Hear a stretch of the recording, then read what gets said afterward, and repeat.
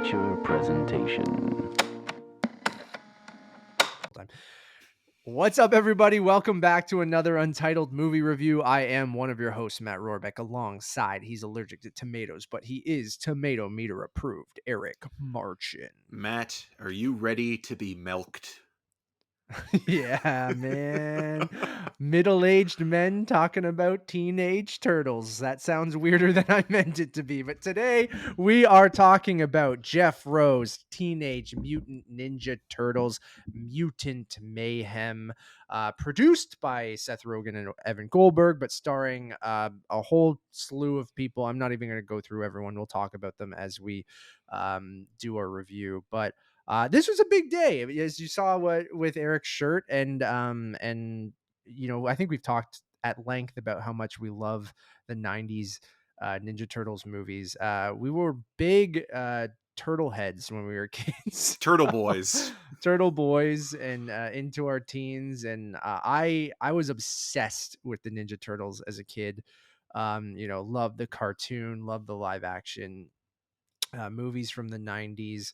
I remember having every variation of action figure with the like volleyball Mikey and just like the most ridiculous kind of things that they would make that had nothing to do with the show. I had the turtle van and the sewer lair and all that kind of stuff when I was a kid. So this movie was always on our radar because one, I love Seth Rogen and Evan Goldberg as producers, especially in the last little while. Love them as directors, but after the Dictator, they've kind of shifted over to just being producers on most Well, things. and writers as well, right? Because they are co-writers on this. Yes, but I writers, but mostly producers over the last little while, and good producers. You know, a score by Trent Reznor and Atticus Ross, an art style that reminds you of kind of Spider-Verse and that kind of style of animation that's really kind of been in the zeitgeist and popular over the last little while. You have Jeff Rowe, who was the co-director of The Mitchells versus the Machines, which I absolutely adore, and he was a writer on Gravity Falls and all these things. So like all these kind of dominoes were lined up for this kind of being easily the best Turtles movie. And you know, the 90s movies are nostalgic and have a special place in our heart, and I'm sure we'll talk about them a lot during this review.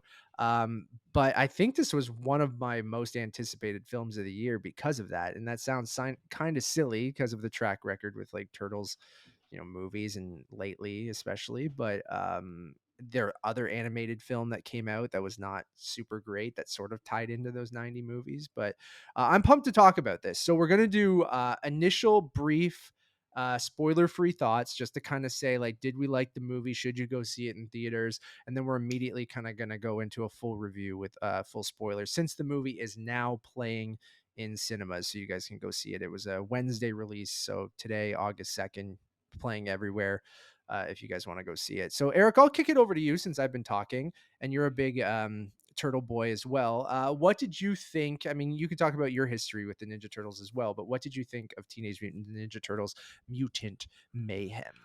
Matt, well, I think it's the second best Teenage Mutant Ninja Turtles movie of 2023. The first being Blackberry is the best turtle-based film. But to be not to be the contrarian, the animation style is incredible. It's grotesque, but in the most beautiful and defined kind of angular animation with that kind of hard edge style. And I believe it was Chris Miller or Phil Lord on Twitter that mentioned it kind of has like a claymation style. And as soon as he mentioned that, I remembered what it kind of looked like to me. There was an early 2000s Eddie Murphy series called The PJs, and it kind of looks a little bit like that, where you have characters in an a hyper stylized, realistic kind of world where everything is designed to kind of be almost off-putting to the point where I think younger children will love it and adults might be grossed out by it if they're not already fans of the universe. And that's where the difference between Spider-Verse and this kind of sort of deviates, where Spider-Verse still is very much detailed in the human designs and the characters and the style, but there's so much of kind of a variety going on in that movie, where here everything kind of almost feels like it was dunked in the ooze before the movie began, and everything has a mutation quality onto itself. Just like even the way characters look, they almost, the way that you see someone like Bebop and Rocksteady, they're so vividly designed that you can almost sense like a smell coming off of them. That's how Okay. well, that's how I think like strongly Yeah, no, I caricatured agree. they are.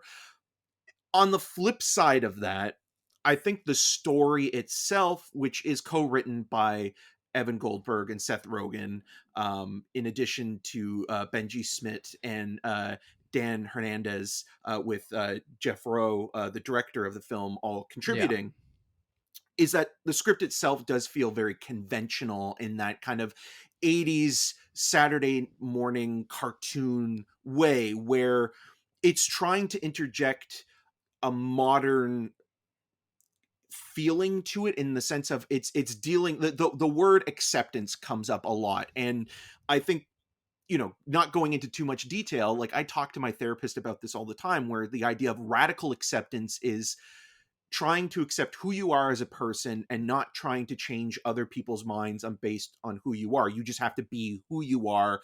And if people don't accept you for who you are, then that's their okay. loss. Yeah. You can't change other people's minds. And that's kind of where the themes of the plot are playing into it. And I do like that. It does feel like you're It's bringing, pretty surface level. yeah, well, when we've had Spider-Verse in the last couple of months that really dives deep, not only into the psyche of, Miles Morales, but into what it means to be a superhero and losing your way, and also the idea of elitism and gatekeeping and things like that.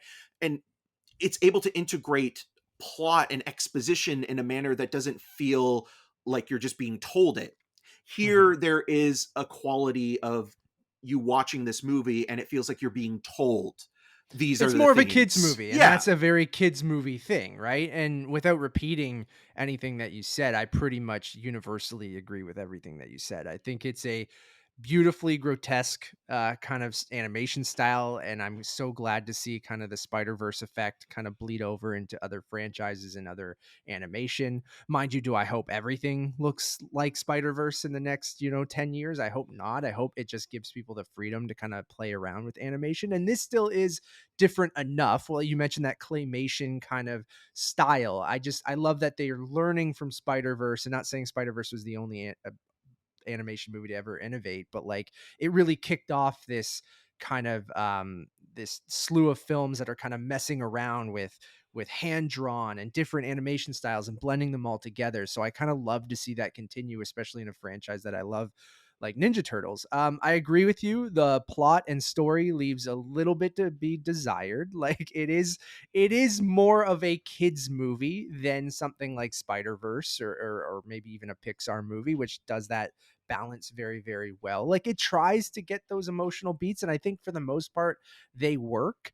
But to your points, they are just kind of telling you them, and they are very surface level and kind of just like the Cole's notes of a lot of these things, and just make it very palatable for kind of children to get the message and things like that, which is, I think, totally okay. This movie, while it is for people our age because we're nostalgic for the Ninja Turtles, it is very much for a new generation. And using that as a segue, I think things you didn't touch on that I think you probably agree with too, but I think the performances are fantastic. Like the four kids that they cast as Leo, Mikey, Raph, and Donatello, like I think are fantastic. I think it feels modern. They feel like actually teenagers that grew up like in this era in 2023. Like I just loved hanging out with them and hearing them kind of chirp each other and go back and forth and really feel like brothers and like teenagers. And I thought that was so refreshing, because as much as I have loved other iterations of the Turtles, they always, I don't know if they ever felt like teenagers. No, they're usually like, voiced or played by 30 to 40-year-old men. Yeah, Josh or Pais, I older, love right? you as Raphael in the 1990 version, but there's an authenticity and there's more dimensions where it also feels less obnoxious when it's being delivered dialogue-wise by, it doesn't feel adolescents. forced. Yeah, and it feels like, that they just let these kids put themselves into their roles and kind of make it their own, but also bring a part of themselves into it. So I think that's the big standout for me, is the 4 kids playing, and the 4 turtles like are awesome to see together in this movie. I think the rest of the voice cast is amazing too. Like, you have people like John Cena, Ice Cube, Paul Rudd, introducing Paul As Rudd, Mondo Gecko. and Post Malone, Maya Rudolph, like Ayo Edebiri, who I love in The Bear, and things like that. So I think the whole voice cast, absolutely fantastic. The music, I've been listening to the score a lot, and I want to see the movie again. So we'll wrap up the spoiler free thing, because like the more I think about it, the more I'm like, I did really vibe with this movie. Maybe it's a little simple, but I got to understand that it is a kid's movie, but there is a lot of really, really good stuff in there. So at first, like, I wasn't disappointed, but it left me like wanting a little bit more. But then ultimately I still really enjoyed the movie, and I've wanted to go see it again, which I think is a good sign. And I've been listening to the score, and I'm like, man, I didn't really like get into the music while I was watching the movie, and really went, oh shit, this is Trent Reznor and Atticus Ross. And like, our screening was like a little distracting with people on their phone. People be wilding out here. Like, I just, like, everyone needs to relax. There's been a lot of people online are talking about this. Barry Hertz just wrote an article for the Globe and Mail that you can check out that kind of covers a lot of this stuff, because But we've talked about it too. craze. Yeah, we are on the front lines when it comes to talking about, people wilding out in the movie theater. But Snapchatting, talking, yeah, running amok, TikToks, and just talking at full volume, not even whispering. So I will say I was a little annoyed and distracted for some of this screening, or a lot of it. So I think that also might have come into play. But overall, really like the movie. I do think you should go support this movie in theaters. I know it's another big franchise. It's not like Paramount needs, more money or anything, but like, I love supporting good animation and stuff like that. And I do love the Ninja Turtles. So I think from both of us, I think it's a recommend for me to go see it. Like, if we'll save scores to the end, and scores don't really matter anyway, but I do think you guys should go see it before we get into not my spoilers. favorite candy bar scores. Yeah, Really? no, I like them when they're crumbled up in things. I that's don't good. like eating the bar. Yeah. Like, if you have a score McFlurry, that shit slaps. But like, a score bar, you're a psychopath, I think. Like, At 1 a.m. at like a 7-Eleven. Yeah, just to give credit where credit's due, we've already talked about it, but I think saying their names is really important here. yes. So you Yeah. have Nicolas Cantu as Leonardo, Brady Noon as Raphael, who is probably best known for the Mighty Ducks Game Changers series. I remembered Okay. him from that. You have Micah Abbey as Donatello, and I believe it's Shamon Shimon Brown Jr. Jr. as Michelangelo. All these kids, they were adolescents when they were recording it. I think some of them have hit puberty or kind of gone into maturity Sure. at this point, but it really does make a difference when you're listening to these kids interact with each other. And when they're hard on Leonardo for being kind of a goof at My times, it's boy. both fun if you're not a Leonardo fan, and it's also great if you are, because you see somebody coming into their own shell. And then the other characters aren't as well developed. It does feel like if you were to single out like one character arc, it probably would be Leo's, and then second it would be Master Splinter, in a way, because the other part of the story, maybe before we go into the spoiler part of it, is that it is kind of Splinter getting over some of his prejudices and seeing the character in a way that's more cantankerous than he's used to being in other adaptations of the Eastman and Laird comics, or even in the films or TV shows. So it's just interesting how they play up Jackie Chan, voicing this character who we've known for so long, kind of being this sage rat who's very one with the world, almost kind of being the opposite here in a lot of ways. Being a little cynical and Yeah. kind of and things like that. I will say the movie's very funny as well. Like, I did laugh throughout the whole thing. I think there's some really good bits in the movie. Hollywood Chris's and things like that. We'll get into it, but like, I think you guys should check it out. So we're going to go into spoilers. If you haven't seen the movie, bail out, go see it. It is worth seeing in a theater. And come back and listen to the spoiler discussion. And if you've already seen it, stick around. We're going to do spoilers. Okay, we don't need to specifically go into things. Now we can just talk freely Yes, yeah. about the movie. I don't know if there's anything you want to tackle first, or that is in the spoiler kind of Well, I mean, there's some thing. interesting decisions made with Yeah, character interpretations versus yeah, original uh the original text or the cartoon or other adaptations that are unexpected, the way that I didn't know about, Superfly not being Baxter Stockman specifically, because usually that's the transformation, like the yeah. That's what I Wolfman always or thought Dr. too, Jekyll to right? Mr. Hyde. And that is what it usually is, right? Yeah, well, at But least in now, in the cartoon series it is, because it's yeah. always like the Jeff Goldblum Brundlefly kind of thing where he That's why I always kind of liked transforms. Baxter Stockman. And he was always the first boss in Big Apple, 3 a.m.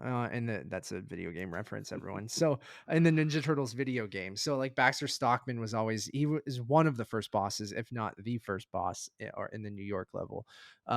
Yeah, that's interesting. I agree with you with some of the way that they handle some of the villains and stuff like that with Bebop and Rocksteady, and like where they end up if we're skipping right to the end of the movie. And I think it was an interesting take to do the Mutant Mayhem and have that, part of the whole storyline, and make all the villains the different mutants that the turtles didn't know existed and stuff like that. And I like Ice Cube as Superfly. Like he is just Ice Cube, but like, it's fun.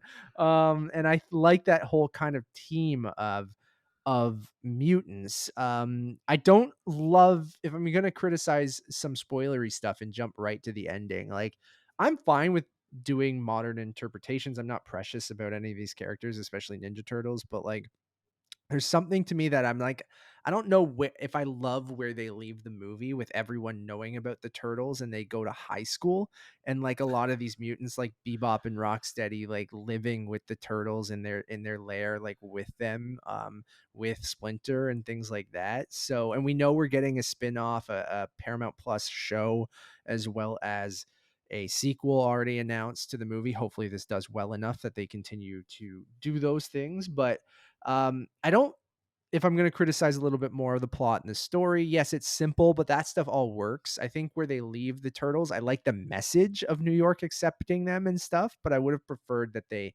still kind of, I don't know, went I think off. it But doesn't earn that, though. I think that yeah, like it reminded me a little bit of when Sam Raimi's Spider-Man came out, and it was at a time, obviously it was intentional with the film because the movie was already made, but when it was coming out post 9/11, you had yeah, the scene where the New Yorkers at one moment band together to help Spider-Man against the Green put his Goblin. mask back on and stuff, And right? there's a Like, similar sentiment here where you have people accepting, the Four and Splinter, because the storyline is that Splinter, I think one of the great things about this movie that is also copying a little bit with like the Batman is that you're not spending a whole lot of time on origin stories for the villains. Everything's already been established, in quick that origin. exposition dump, and then Yeah, you're so done. 15 Yeah. years before, Baxter Stockman is creating the Ooze, and you have this corporate entity that basically comes in and tries to take hold of everything, and in doing so causes more of a problem, and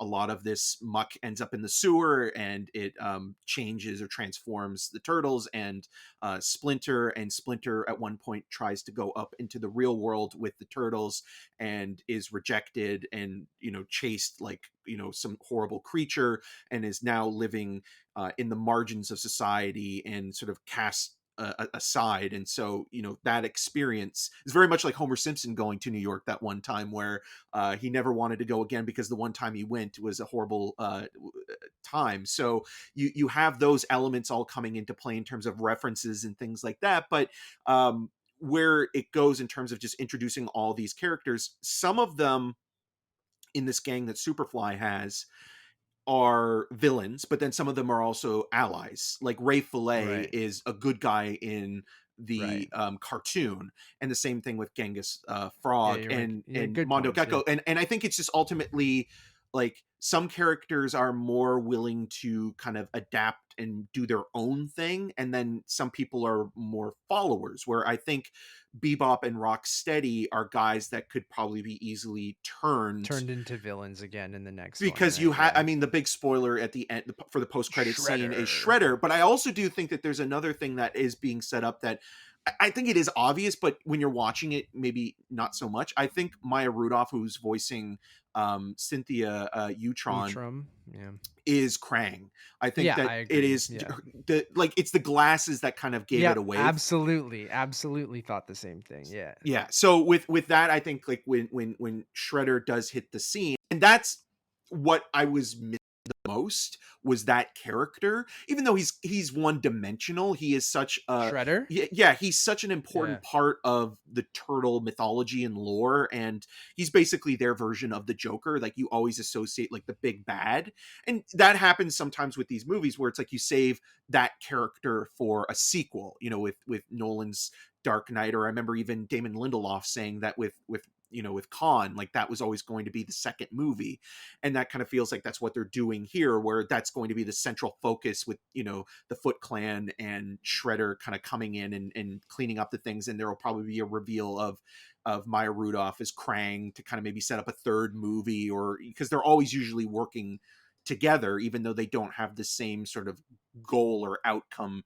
in the comic books. And that'll also probably introduce Casey Jones at some point, and so a lot of those characters that maybe you're used to in other adaptations not being there can also Yeah. hurt it a little bit. But yeah, I mean, I don't even think they're hiding the Krang thing with Maya Rudolph, no, because if you, quickly, like the Utroms are the aliens where Krang is from. Like, that's yes, the the name of them. species. So the species. So like, which I remember, it was like, wait, that last name sounds so familiar, and then you go and it's, yeah, that's what their race is called, right? So, um, that I don't even think they're kind of hiding, and immediately with the glasses made me think the same thing while watching it. So, but that'll be fun for kids or other people who don't have deep turtle lore. Like, so like, it's that will be fun when that happens, I think, like as a big reveal that she's an alien and stuff like that. Like, I think that will be cool. But yeah, I agree with you that like you are missing the presence of Shredder. I'm kind of glad they didn't use him in the first movie, just because he is the villain in like mostly every Ninja Turtles thing, much like Batman with the Joker. But like, I'm kind of okay with saving him. I do think that there are a little bit too many of the mutants on the villain side here, with, like you say, taking some that were allies and making them villains in this one, or sort of like followers, like you said, and then having your more kind of classic villains with, Baxter Stockman and which then Superfly and Bebop and Rocksteady and stuff like that. Um, but again, yeah, while I do think that left something to be desired a little bit. Story's simple, it works. I and think and it's and okay. Splinter and Superfly being the flip side of the same coin, where you have Splinter being someone who still resents humanity because of their prejudice and intolerance, Yeah. but he's protecting the turtles and keeping them away, where Superfly is taking his gang and his family and being more on the offensive. Hmm. And so you have the offensive versus the defensive in terms of how the techniques are being treated, and then the turtles are kind of caught in the middle, and some of the people in Superfly's camp are also kind of followers, but maybe don't really want to do the plan of eradicating humanity as a whole Yeah, in yeah, order to yeah. be accepted. So They're not totally bad. no, no, But no, no. And again, in the scumbug though, like, scumbug is great, but also that's a gender flip, because in in yeah, in in the cartoon, it's a male character, and this it's female, and then Rose Byrne Rose Byrne, voices yeah. Leatherhead, Leatherhead, yeah. Leatherneck, pardon me, Leatherhead. Leatherhead. Why am I Yeah. screwing up on these? I'm Get your overthinking. turtle lore straight, I bro. know. And so in the cartoon, that character is male and also Cajun. In this one, she's Australian. Australian. Yeah, And there's yeah. a weird steampunk thing that I'm not maybe the biggest fan of, and I think the weakness narratively in the story, besides it being kind of a more streamlined approach and playing it in a conventional manner, is that third act does fall into some of the tropes a lot of superhero movies do, where it kind of becomes a fist fight with a giant obstacle or entity, when Kaiju, yeah. Superfly becomes Superfly. So Yeah. No, I agree with that. It becomes kind of smashy. Gotta save New York because the yeah, giant thing is gonna destroy everything, which is fine. But again, like, they played it a little safe when it comes to all of that stuff, but where they didn't was kind of that gross stuff with like, I liked, I like Ao Edebiri as April O'Neil. Like I like her as this teenager who's also trying to make it on, wants to be a newscaster, wants to be a journalist, and like her breaking her first big story with the turtles, and the throwing up on camera is funny and adds to the grossness of the movie. And Scumbug is very gross, and I love that Scumbag. Oh, who's having turtle problems now? Scumbug is credited under himself or herself, I guess it says. I think it's, there it says himself, but that would be interesting. And then introducing Paul Rudd as Mondo Gecko is just a funny thing as well. And Humans have got to go. Shout out to Paul Rudd, just a national treasure, just amazing as Mondo Gecko. He would have probably been a turtle like in his like early days, like if he was in his 20s and they were casting a new movie or doing an animated film, whether it be live action or animated, he probably would have been a voice. Like he's got that surfer dude. He's got like a Wednesday Leo thing. or a Dawn vibe. I was gonna say Mikey, even like really? He's kind of got like a party dude vibe. I think Mondo Gecko is a party dude kind of. I agree, but not the same as Mikey almost. Like I don't know, you know what I mean? Because Donnie's too nerdy and weird and Corey Feldman-esque. But Paul Rudd can do all of that though, right? Like, he can. But I think he's better at kind of playing the chillax surfer. He's great as Mondo. Oh, Mondo Gecko is amazing in this. Yeah. I love Post Malone as Ray Fillet. Just keep singing his name. Who else have we left out here? John Cena's Rocksteady is fine. I mean, it's kind of perfect. Well, most of these characters don't have many lines to begin with. Yeah. It's basically one or two, and that's where the stunt casting aspect of it comes in, where you have people that have worked with Seth Rogen and Evan Goldberg before, and it's kind of like, oh, can you come in and record a couple lines for this? The kids will love it, and John Cena will never say no to children. So things like that, where it kind of feels like, okay, you have these big names, but they don't really have much to do. Yeah, which is still part of the fun. Like I'm excited to see who they bring in for the next one, or who to do Shredder and stuff like that. And I like the divide between April and the turtles in that, like, that reporter aspect of, okay, is she going to use them simply for her big break, or is she going to really help them? And she's very honest with, like, yeah, they saved her life during a chop shop showdown, but there's this element of her talking about, like, okay, well, if I had just met you randomly on the street and this didn't happen, I would still be terrified of you. It takes time for people to adjust to something new, and change is a scary thing for people, especially when they're afraid of something they don't know.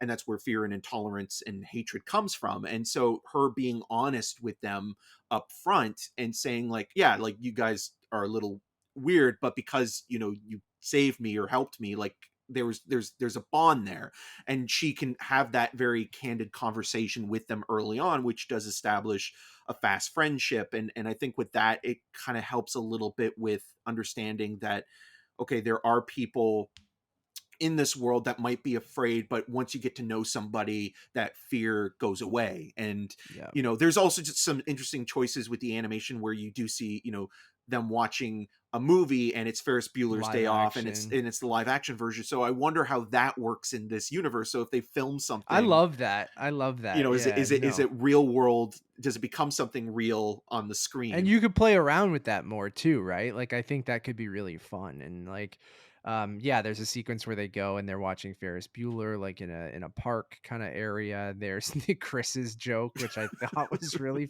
I couldn't stop laughing at the it. The cardboard cutouts of the three Chris's, which is just was so jarring and funny to me. Like, even though we had the Ferris Bueller bit earlier, which isn't like a funny moment, it's just they're watching Ferris Bueller in the park, and you're like, oh, that's interesting. They're showing like the actual footage from the movie, and we do get clips from other films and different things throughout the movie in montages when we're seeing training, Splinter is background and stuff like that Well, too. Splinter having no background, I think, is Yeah, also another that's true, interesting yeah. thing where usually He was just a shitty rat. yeah, usually in the lore, it's based on he studies from his master in his cage, or he actually was human at one point and transforms into a giant rat. This is just literally the first idea he had was, I'm gonna learn nujitsu through YouTube videos. Because we gotta protect ourselves because Yeah. humans will think we're freaks. But it's Yeah, going to be so, scored like, to Push It to the Limit from Scarface. yeah, it's amazing. It's great. It's awesome. Like the vibe of this movie is really, really fun, and just like it has. If Seth Rogen's good at something, he's good at vibes, and like Yeah. he just can. He's a good kind of. He's a perfect producer because I think he's just. Well, He not kind of just entirely. understands. Well, not perfect. Sorry, no one's Because perfect, Cobweb but, like, came out a oh, I couple heard weeks you. ago. Did you go see I this? did. Yeah. I saw this at Ajax, the Cineplex in Ajax, because it was the only place in Durham It's it was tangent playing. time. No. I just find it No, very I just- fascinating watching TMNT and seeing the Gray Point logo, which is Yeah. Evan Goldberg and Seth Rogen's production company, with Turtles, and then seeing Usually having a pretty good track record. Yeah, Like, and you usually. know I'm what? not saying not Well, perfect. no, but, like, Cobweb's not a bad movie. I think, without getting into spoilers on that, there are things where I understand why maybe there wouldn't be that much attention to it. It's not because the movie's bad per se. It just kind of feels a little bit derivative of some stuff that's come out recently, where you kind of feel like, oh, maybe that's the reason why. But when you have their names on it as producers, not just simply executive producers, and their production company, and people like Anthony Starr and Lizzie Kaplan in lead roles, it's so strange, because it's one of those films I think that's going to have more mystique now, because it kind of got buried at a time when Barbie and Oppenheimer were coming out, and it's probably not pop up on streaming and people yeah, will watch and it's it or not something. that good of a movie to be like, oh, have you seen this forgotten Yeah. classic or lost film? But it is also not bad enough. because the biggest problem with that movie, where this movie doesn't have that problem per se, or maybe it does a little bit actually. I think it does have the same problem. So with Cobweb, the biggest problem I had with that movie is that the tone of the script is much more campier, and it's kind of playing up almost a fun, warped, morbid kind of style in the way of something like Bob Balaban's Parents from the 1980s. But then the direction of the movie is more slick and refined, and almost like it wants to be a David Fincher film, kind of Interesting. elevating the pulp of which the material is based on. And that's where I felt a little bit with this, where the animation, it's the reverse of this. The animation is incredible. It's its own thing, even though it is understandable to compare it to Spider-Verse, but it still is very much defined in its own way, and has almost like it does feel a little bit like they took inspiration from Garbage Pail Kids specifically. Yeah. But with the script in this case, it does feel like the script is aiming for more in terms of social commentary, emotional depth, but it never reaches those heights the way that Spider-Verse does. And I think if this movie came out in a year where Spider-Verse wasn't a release, I might like it even more. And I think that hurts it a little bit too. I agree. Like, I know they're doing different things, and like we said, maybe it's not necessarily trying to do the exact same stuff. I will say, like, in that, but they're both last act, superhero movies, right? And I agree, they're essentially, both yeah. selling IP with in a similar lot of art ways. styles and stuff Yeah. like that. I get all of that. No doubt you're going to compare them. Spider-Verse was only a couple months ago, right? Yeah. So like it both helps it and hurts it, if that makes sense. Like, helps it maybe going, oh shit, the new Turtles movie kind of looks like Spider-Verse, and then you go and see it and you're like, oh, okay, it is more of a kids movie, or for like hardcore fans. It's not necessarily going to break through, I think, to like the masses like Barbenheimer did or Spider-Verse did. Even like, I don't know if Turtles are on that level. Like, what I do hope that, any kids that are remotely interested in this do go see it, and I hope they enjoy it. But like, even me as a longtime Turtles fan, like, I even in that last act, as generic as it kind of is with the smashy kaiju New York thing, like, I did, going back to, what's great about this movie and those and the four kids as these individual turtles who are both trying to find themselves, find their place in this world, find themselves as a team and as brothers. Like, I do think that all comes together really nicely. And like, even if it is kind of obvious of like, each turtle's, color corresponds to their personality, and then that personality matches to their fighting style or the way that they all kind of work together. And you see that in that last fight, right? With like each turtle using their strengths to work together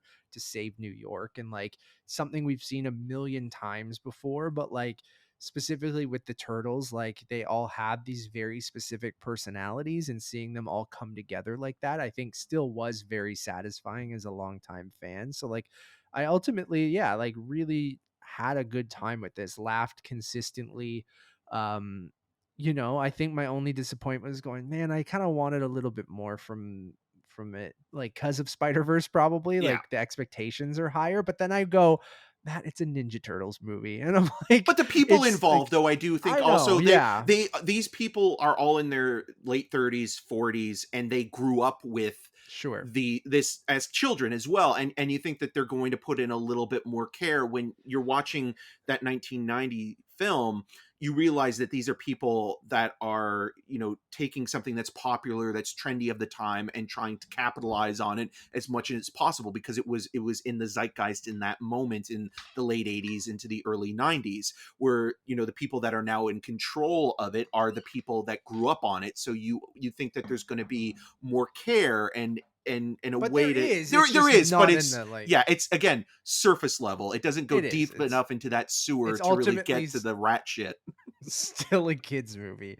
One thing before we go, or Eric, you can jump in too, but I said I didn't like them going to high school. The one thing I do like about that are their kind of their fits, their outfits. Like, I do kind of like that the way they dress going to school matches their like personality and the colors, like that kind of stuff. I'm like, that is really cool. And if this was to actually happen, sure, no one in New York's gonna let 4 giant mutant turtles go to their high school. I'm sorry. Even Hey if they man, say in the rule book it that, doesn't say that a dog can't play basketball. Why sure, can't turtles yeah, go go to to high school? school.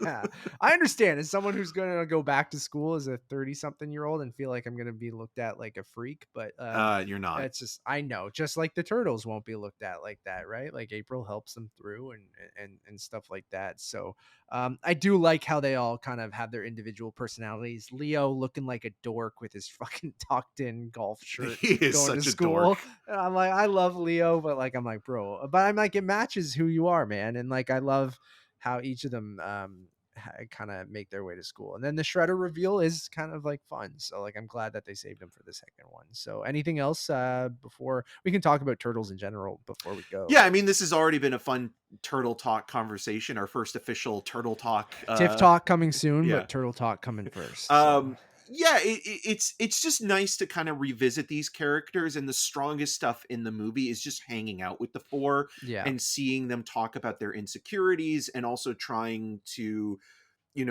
break curfew as they're hanging out at night on rooftops and do their own thing, but also, try to integrate more into society and wanting to be accepted but still being rejected. And you're always going to have people that will both reject and accept you. It's not going to be 100% one way or another, but even their reasoning feels valid in the sense of being an adolescent or a teenager, and that sort of plan to come up with a way to figure things out, and just having again like that parallel line between Splinter and Superfly, and how, the turtles could have easily gone the way of, being on the offensive side of things and not be kind of more defensive and sort of remaining hidden in the shadows, and, their ultimate decision to do the right thing, and proving even to Splinter that, not all human beings are bad. You had a bad experience, and nobody's ever going to take that away from you, but it doesn't necessarily mean that everybody's horrible. And April's a great example of that, where, she came to know the turtles as individuals, and, is someone that can support them, and those fears dissipate because she got to know them as who they are, as these, four heroes in a half shell. And so that kind of stuff is very nice. It's very sweet. I think kids will love that stuff. They'll love the animation in particular. It's so gross. It's like if you were a kid growing up in the late 80s, early 90s and you saw those animated characters, you know, in the cartoon, I can't imagine how exciting it must be for, you know, a 6 to 10-year-old watching these movies now, or this movie now, and being like, oh my God, I gotta buy Scumbug and Mondo Gecko and all these I froze disgusting again, things. didn't I? You did. My God, my video is going to be fucked again. Why is it always around the 40-minute mark? And it's weird that it's happening on your side of things and not mine, because usually I have pretty bad internet where I am. But it's like it hits 38. No, if you're listening to the audio, the last couple episodes, this doesn't matter at all. But like the last couple times we've recorded, you're paused. You look like you're just giving. Oh, now you're back. Okay. But you look like you were just giving up. But the video will be messed now, and this makes my job so much harder. And it was exactly at the 38-minute mark, I think, during our Haunted Mansion review, where I turned into the Matchbox ghost. But sorry to interrupt you, Eric. No. So we've been having some technical issues. We're looking into other places instead of Zencaster. But yeah, it's just, they've served us well. It's just lately, for some reason, it's almost like when I click over to another window or you sound like the Emperor from Star Wars, like Emperor Palpatine. They've served us well. But it is time. Execute orders. 66 on Zencaster.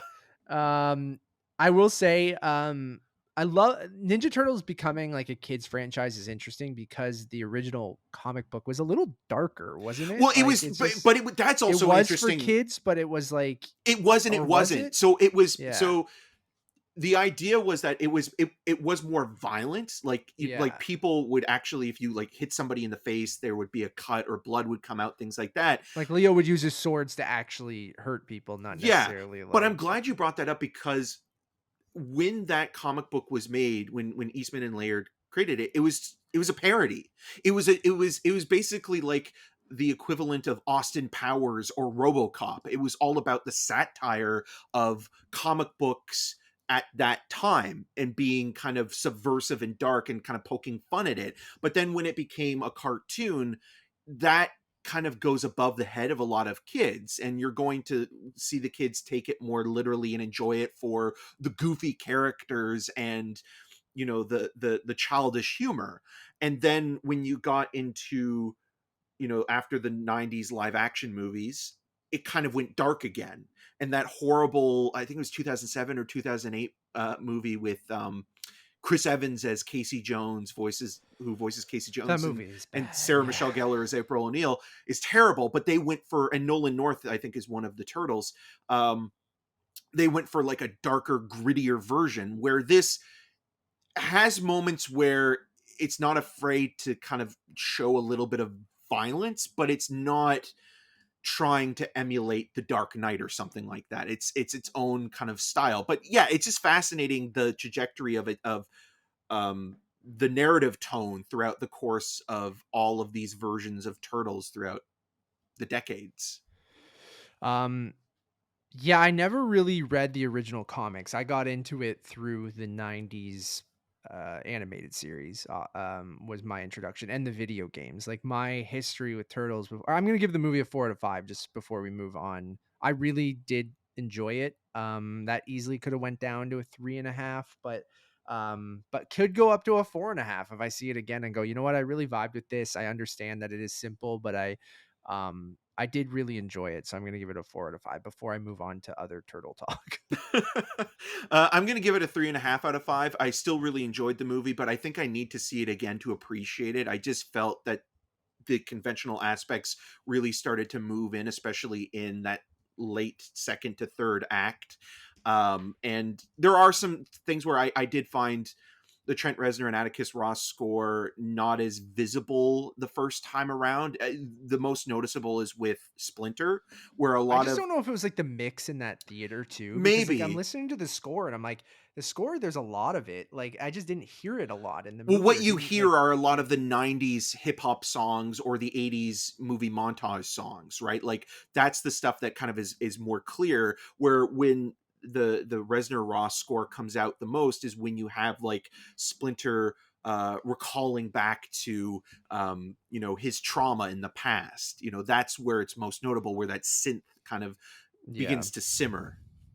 So the video games like Ninja Turtles, Turtles in Time for the Super Nintendo, I was obsessed with that game.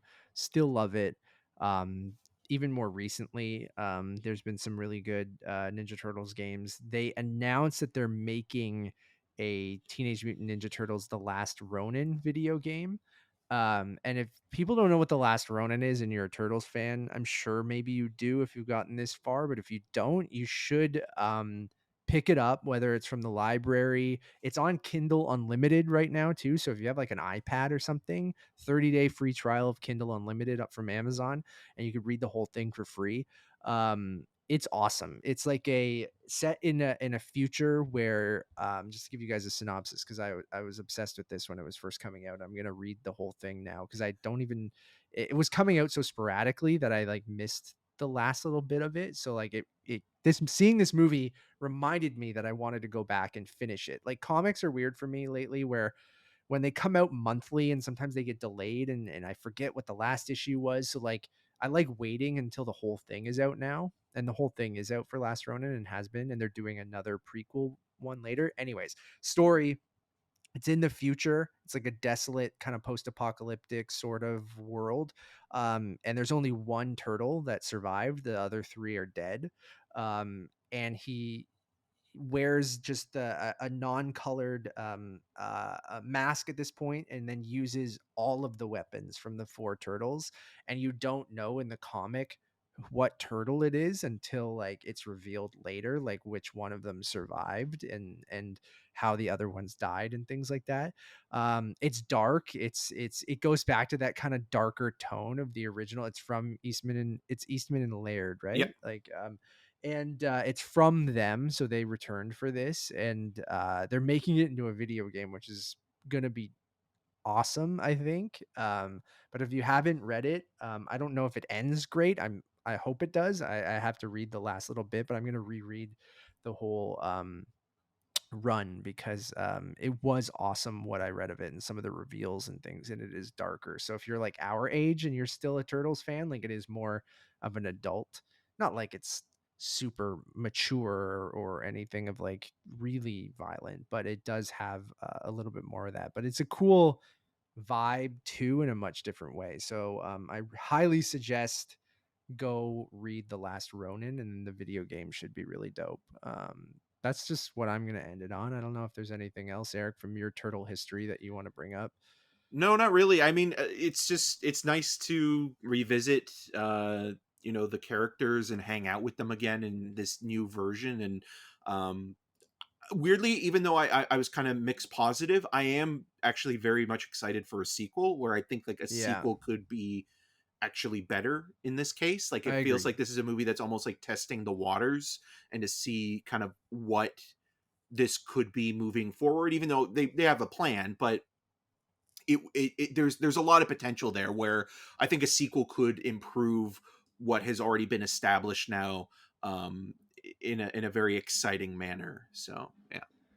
Cool. Well, thank you all for joining us on this turtle adventure. Um, we will be back soon with not Turtle Talk until probably the next Ninja Turtles movie or Paramount Plus show. That is a show that I will probably watch on Paramount Plus. Um, Not like the Knuckles show. Did we need a Knuckles show? Like I love Knuckles. I was obsessed with Knuckles when I was another thing that But when I it's was a kid. popular, man. I Those know, Sonic and films are hey, I big. want them to prove me wrong. I'll check out the Knuckles show with Idris Elba, and we'll see. But I don't know. We'll have Tiff Talk. The Untitled Movie Podcast will return next week. I promise. I know I've been promising that for a while. I just haven't been in the right headspace, or we've been focusing on reviews, and we didn't want to overwhelm and or anything. But with Tiff coming up in September, Matt and Eric got to talk about all the announcements. So Tiff Talk will return next week for an episode of the Untitled Movie Podcast, where we'll cover all of the announcements from TIFF, the opening night film, the special presentations, the galas, the docs, the Midnight Madness is being announced soon. So like we're going to cover it all in basically like almost like a big TIFF preview. I'm sure there'll be other things that are announced after we do that episode, but Of course. or right after or something like that. And then we'll be covering the festival, which should be fun. It'll be a little different this year. I kind of dropped a hint that I'm going back to school in September, Like which Rodney is right as TIFF. Dangerfield. Yeah. That's how I'll feel.